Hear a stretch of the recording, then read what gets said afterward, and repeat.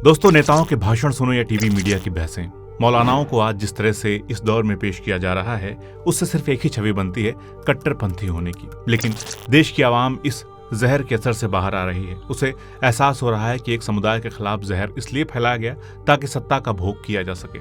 इस छवि पर जमी धूल हटाने के लिए आइए जानते हैं आज़ादी के गुमनाम उस सिपाही के बारे में जिसने भगवान श्री कृष्ण को हजरत कृष्ण अलैहिर्रहमा कहकर सम्मान दिया, जिसने इनकलाब जिंदाबाद का नारा लगाकर अंग्रेजी हुकूमत हिला डाली, जिसने संविधान की मूल प्रति पर दस्तखत करने से इसलिए इनकार कर दिया क्योंकि उसे लगता था इस संविधान से शासन में मजलूमों, किसानों और मजदूरों की भागीदारी नहीं बढ़ेगी।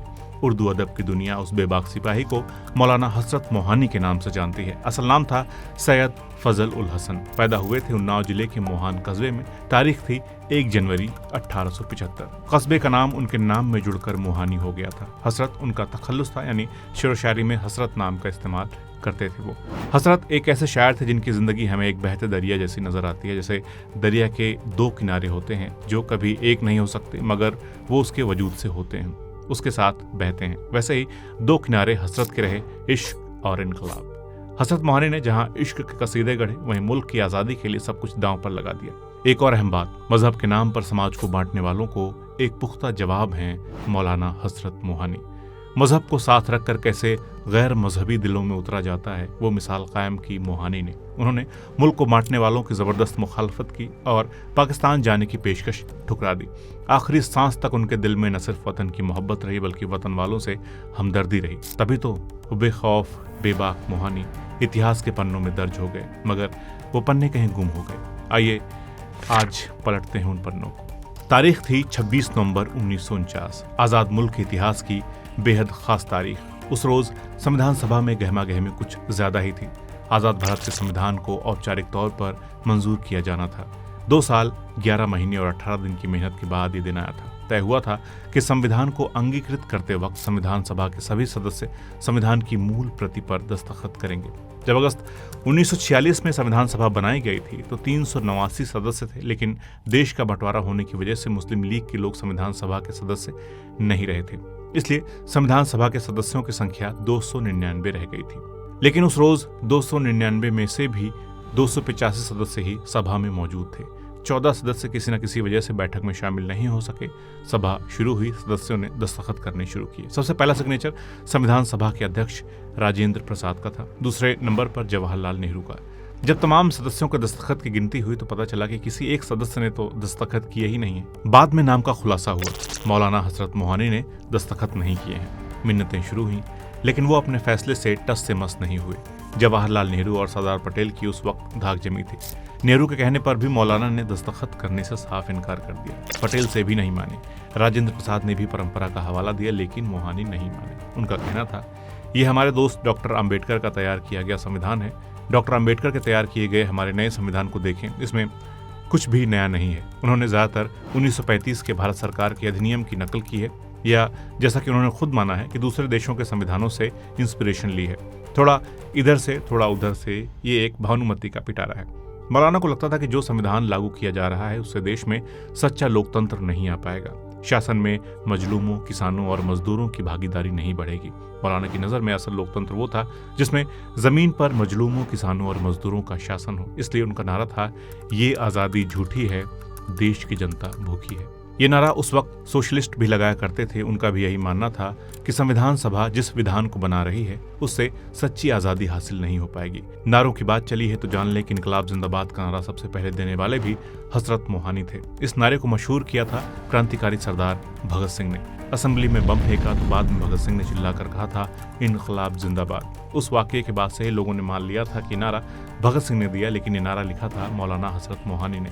साल था 1921। उसी साल अहमदाबाद में कांग्रेस का अधिवेशन हुआ, उसमें मौलाना भी शामिल हुए और उन्होंने वहां ये नारा लगाया था। अहमदाबाद अधिवेशन में ही एक और पहल सबसे पहले हजरत मोहानी ने की थी। वो पहल थी भारत के लिए आज़ादी कामिल यानी पूर्ण स्वतंत्रता की मांग। उनके साथ भारतीय कम्युनिस्ट आंदोलन के नेता स्वामी कुमारानंद ने भी पूर्ण स्वराज की मांग की थी।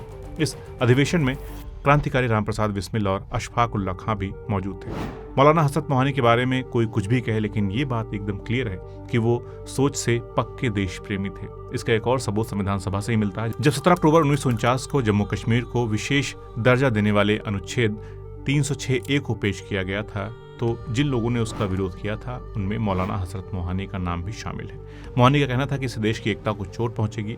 ये वही आर्टिकल था जो बाद में 370 में बदल दिया गया था, जिसे 5 अगस्त 2021 को संसद से हटाकर बीजेपी ने ऐसे ढोल पीटा जैसे बीजेपी ही सिर्फ इस आर्टिकल के विरोध में थी, जबकि मौलाना हजरत मोहानी इसके पेश होने पर ही विरोध में उतर गए थे। उन्होंने पूछा था कि ये भेदभाव क्यों, आखिर इस आर्टिकल की जरूरत ही क्या है। तब इस आर्टिकल का पक्ष ले रहे एन गोपाल स्वामी अयंगर ने तर्क दिया था, कश्मीर की विशेष परिस्थितियों का कारण ये आर्टिकल है, अभी जम्मू कश्मीर भारत में मिलने को तैयार नहीं है। तब मौलाना ने अपने तर्क से अयंगर की बोलती बंद कर दी थी। मौलाना ने कहा, जब आप कश्मीर के लिए ये सभी रियायतें देते हैं तो मैं बड़ौदा राज्य को बॉम्बे में विलय करने के लिए मजबूर करने के आपके मनमाने तरीके पर सबसे अधिक एतराज जताता हूँ।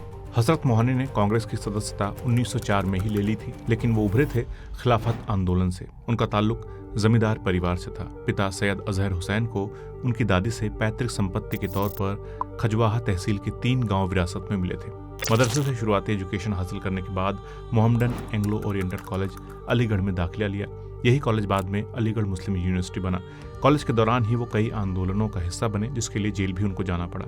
कॉलेज से निकाल दिया गया, लेकिन आज़ादी की तलब उनका जुनून बन गई। वो बेहतरीन शायर होने के साथ साथ समाजसेवी और पत्रकार बनकर भी उभरे। मौलाना मोहानी ने 1903 में अलीगढ़ से उर्दू मुअल्ला नाम की मैगजीन निकाली। ये मैगजीन अंग्रेज़ों के खिलाफ जमकर लिखती थी।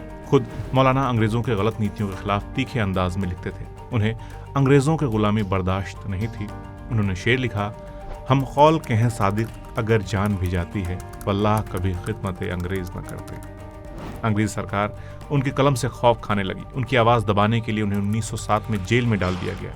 मैगजीन बंद करा दी गई। 1 साल की सज़ा काटकर वो जेल से छूटे और फिर बगावत की राह पकड़ ली। कई बार उन्हें जेल में डाला गया। नैनी जेल में सख्त सज़ा के तौर पर अंग्रेज जेलर ने मौलाना को 1 मन गेहूं रोज़ पीसने का फरमान सुनाया, लेकिन उन्होंने यहाँ भी इनकलाबी शायरी जारी रखी।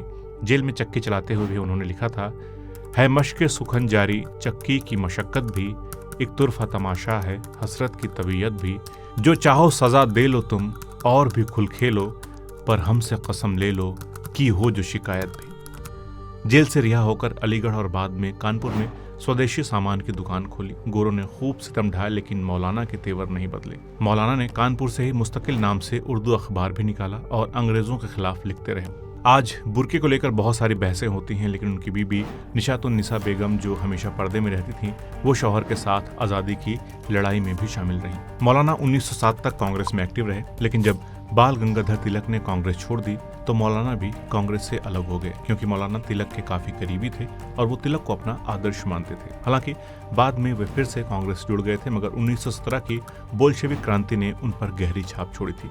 बोल्शेविक रशियन रेवोल्यूशन था। लेनिन ने साल 1917 में रूसी क्रांति की अगुवाई की और रूस को तत्कालीन जार के तानाशाही शासन से आज़ाद कराया था। इस क्रांति का मौलाना पर ऐसा असर हुआ कि वो कम्युनिस्ट पॉलिटिक्स में दाखिल हो गए। बाद में भारतीय कम्युनिस्ट पार्टी का हिस्सा बन गए। सीपीआई से निकाले जाने के बाद मौलाना ने 1931 में आज़ाद पार्टी नाम से अपनी पार्टी बनाई।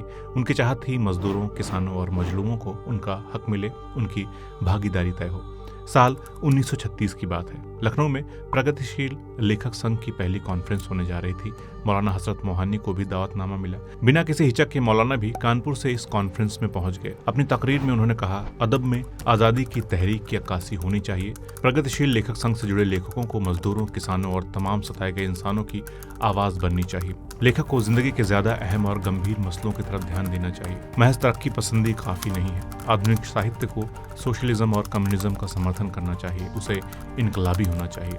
मौलाना ने जो जिंदगी गुजारी उसको हम चाहें तो 3M में बांट सकते हैं। 3M यानी कि मथुरा, मक्का और मॉस्को। मथुरा से उन्हें मोहब्बत थी। कहते हैं हर जन्माष्टमी पर भगवान श्री कृष्ण के लिए वो मथुरा जाते थे। बचपन का कुछ हिस्सा मथुरा में बीता था। मॉस्को को राजनीतिक तौर पर बेहद ज़रूरी समझते थे, इसलिए भारत में वो मजदूरों, किसानों और मजलूमों की आवाज़ को मॉस्को की तरह ही उठा रहे थे।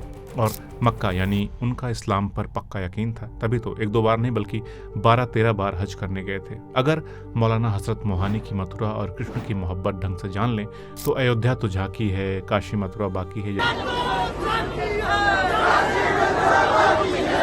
जैसे नारे लगाने वाले शर्म से पानी पानी हो जाए कि कोई मौलाना भी कृष्ण का दीवाना हो सकता है। लेकिन जो नारे आज लगाए जा रहे हैं उनसे कृष्ण को मोहब्बत तो छोड़िए बल्कि वो नफरत पैदा करा देंगे। जानना चाहते हैं हजरत मोहानी ने कृष्ण के बारे में क्या लिखा, तो सुनिए। मौलाना लिखते हैं, मथुरा है कि नगर है आशिकी का, दम भरती है आरजू इसी का, हर जर्राए सरजमीए गोकुल दारा है जमाले दिलबरी का, बरसानाओ नंदगांव में भी देखाए हैं जलवा हम किसी का, पैगामे हयाते जावेदां था हर नगमाए कृष्ण बांसुरी का, वो नूरे सियाह या की हसरत सर चश्मा फरोगे आगही का। उर्दू में कृष्ण के लिए नज़में भी लिखी, उनका अनुवाद किया है मौलाना हजरत। लिखते हैं, मोसे छेर करत नंदलाल, लिए ठारे अबीर गुलाल, ढीठ भई जिनकी बरजोरी, औरन पर रंग डाल डाल, हमहू जो दिए लिपटाए की हसरत, सारी ये छलबल निकाल। हजरत मोहानी के बारे में ये सब जानकर कोई आज उन पर फतवे लगा सकता है, लेकिन मौलाना हजरत मोहानी को कभी इन फतवों का डर रहा नहीं, बल्कि उन्होंने एक ऐसा मैयार तय किया जिसमें गंगा जमुनी तहजीब को और मजबूत किया जा सके। उन्होंने कृष्ण को सम्मान देकर लोगों को सिखलाया कि कैसे तुम अपने मजहब पर रहते हुए दूसरे के मजहब का सम्मान कर सकते हो, ईमान पर कायम रहकर हिंदुस्तानी परंपराओं को निभा सकते हो। बेशक हजरत मोहानी मिजाजी तौर पर इनकलाबी थे, अपने विचारों और सिद्धांतों से समझौता कतई उनको पसंद नहीं था, लेकिन वो अपने दीन से गाफिल नहीं थे। उन्हें इस्लाम के फ़राइज़ अच्छे से मालूम थे। इससे पहले कि कोई उनके मसलक को लेकर सवाल पूछे, खुद मौलाना ने जवाब दे डाला। शेर लिखा, दरवेशियो इनकलाब है मसलक मेरा, सूफ़ी मोमिन हूँ इश्तराकी मुस्लिम। मौलाना हजरत मोहानी की ज़िंदगी के किस्से लंबे हैं। कहते हैं ना कि एक मकाम पर पहुंचकर विराम भी आता है। 13 मई 1951 को ये अजीम शख्सियत दुनिया से रुखसत हो गई। अब एक सवाल है मेरे पास, इतनी महान शख्सियत की, जिसने सबसे पहले इनकलाब जिंदाबाद का नारा दिया, जिसने सबसे पहले पूर्ण स्वराज की मांग की, जिसने सबसे पहले 370 जैसे आर्टिकल का विरोध किया, जिसने मजलूमों, किसानों, गरीबों, मजदूरों की चिंता की, जिसने आज़ादी के लिए जेल जाना पसंद किया, उसको हाशिए पर क्यों छोड़ दिया गया? क्यों कोई उसकी बात नहीं करता है? क्यों मौलाना हजरत गुमनाम हो गए? इसका जवाब है, मौलाना ने अपनी राह खुद चुनी। वो राह जो किसानों, मजदूरों और मजलूमों को रास्ता दिखाती है, जो पूंजीवाद का विरोध करती है, जो कौमी एकता की बात करती थी, जो मजहब के दायरों से खींचकर बाहर ले जाती थी। इसके लिए उन्होंने किसी से समझौता नहीं किया, न कांग्रेस से, न भारतीय कम्युनिस्ट पार्टी से, न मजहब से और न किसी अन्य दल से। वो किसी खेमे में नहीं रहे। शायद यही वजह है कि तमाम नेताओं के पोस्टर छपते हैं, चौक चौराहों पर मूर्तियां लगती हैं, योजनाएं निकाली जाती हैं, लेकिन मौलाना हाशिए पर ढकेल दिए गए। लोग लाख पर्दे डालें, इल्म की रोशनी को छिपाया नहीं जा सकता। वैसे भी कलम नवीस ना तो मरते हैं न छिपे रह सकते हैं। उन्होंने खुद कहा था, हम खाक में मिलने पे भी नापैद ना होंगे, दुनिया में ना होंगे तो किताबों में मिलेंगे। आज भी हुस्न और इश्क में डूबी उनकी गज़लें हमें एक अलग हजरत मोहानी से तारुफ कराती हैं। उनकी गज़ल के ये कुछ अशार हैं, न सूरत कहीं शादमानी की देखी, बहुत सैर दुनियाए फ़ानी की देखी, क़िस्मत शौक़ आज़मा न सके, उनसे हम आँख भी मिला न सके। और अब इस गज़ल के साथ आपसे विदा लेता हूँ। आप ये गज़ल गुनगुनाइए और पता करिए कि यह गज़ल आखिर किसने लिखी थी। आपको मौलाना से इश्क हो जाएगा। गज़ल के बोल हैं, चुपके चुपके रात दिन आंसू बहाना याद है। दोस्तों, ये जानते हुए भी कि इस वीडियो में कोई मसाला नहीं है और ये यूट्यूब पर शायद ना चले, लेकिन फिर भी मेरी एक छोटी सी कोशिश है कि मौलाना हजरत मोहानी साहब ने जो इस मुल्क के लिए किया है, गंगा जमुनी तहजीब की विरासत को मजबूत करने के लिए जो किया है, उसके लिए मेरा फ़र्ज़ बनता है कि मैं अपने इस छोटे से प्लेटफॉर्म से उनकी कहानी आप लोगों तक पहुँचाऊँ। आप शेयर करेंगे, कमेंट करेंगे, लाइक करेंगे तो ज़ाहिरन ये वीडियो और लोगों तक पहुँचेगा और देश में फैल रही नफ़रत थोड़ी कम होगी। दोस्तों, जल्द मिलते हैं नए वीडियो में नए टॉपिक के साथ। नमस्कार।